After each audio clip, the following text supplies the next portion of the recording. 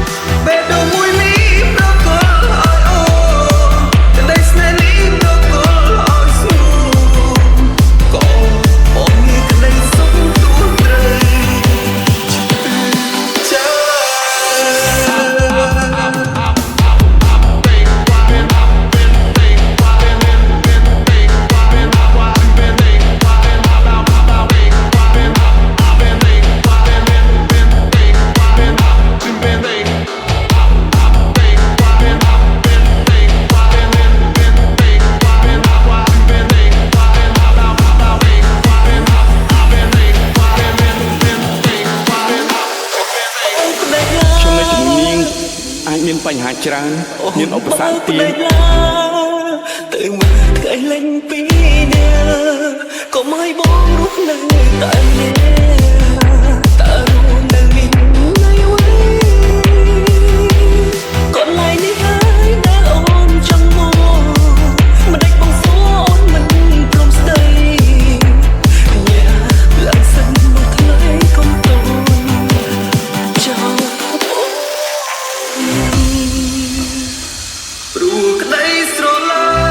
បើសិនជាខ្ញុំនឹងចង់មកពួកយកតាំងពីត្រូវដើរធ្វើទីផ្សេងគ្នាថ្ងៃនេះខ្ញុំចង់នៅជាមួយអ្នកពេញមួយថ្ងៃធ្វើដូចជាច្រើននិយាយធ្លាប់សន្យាជាមួយគ្នាពីមុនកាន់តែអ្នកជាប់ទោះបីដឹងថាថ្ងៃស្អែកអ្នកនៅកន្លែងដែលខ្ញុំចង់ក៏ដោយចាំអត់អ្នកអណ្ដែនទោះបីដឹងថាខ្ញុំនឹងមានឱកាសបែបនេះម្ដងទៀតក៏ដោយក៏ខ្ញុំមិនស្ដាយក្រោយដែរអូនបងប្តីឡាទៅមើលថ្ងៃលេងពីនេះកុំឲ្យបងរស់នៅតែម្នាក់តើរស់នៅមានថ្ងៃអ្វីកន្លែងនេះហើយដែលអូនចង់មកមិនដេចបងសួរអូនមិនព្រមស្ដីញ៉ាឡើងសិនមកថ្ងៃកុំតូនចោលបង